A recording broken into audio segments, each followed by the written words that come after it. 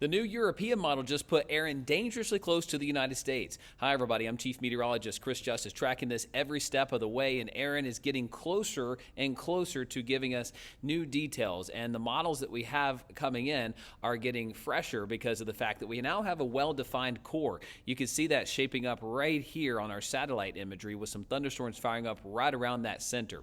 We're just days away from this getting close to the Caribbean islands, and the new model here from the European does show a scrape up against the northern Lesser Antilles. We're talking about Antigua, Barbuda, parts of Puerto Rico could have some impacts here from some tropical storm force winds. Let me get in closer here. The timing here would be Friday into Saturday. It does look like the core of this dangerous storm does go just north of the islands here, but now with this southern track on the European, it would put at least some tropical storm conditions and possibly some flooding rains into part of the islands there as this storm system begins to really intensify here. This is the brand new European model, shows the Turks and Caicos. Please let me know where you're watching from right now.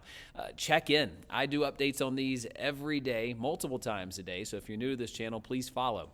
This gets very close to the Turks and Caicos, the Bahamas, and then Monday, this is trying to make its turn to the northwest, but instead it's going more northwest than north. So this dangerous hurricane is now bombing out. You got a 951 hurricane, which would be Cat 3, Cat 4 status, and it's now a couple hundred miles offshore of Myrtle Beach and Charleston and gets very close to the Outer Banks. In fact, this computer model does show it getting up toward the Outer Banks and possibly that outer eye wall within 50, 60 miles of Cape Hatteras right here. This is the most west or closer to the United States that the European model has had this system.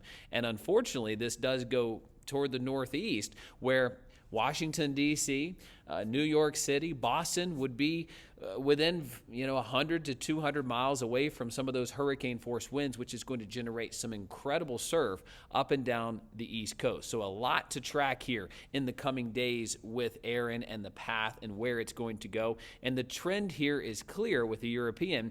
This is the furthest to the west it has gone. That is the European operational run here. There is the deterministic run. So it is definitely farther to the west, closer to the United States. The last run had this toward the east and clear the United States. So is this a trend or is it something that's a one-off?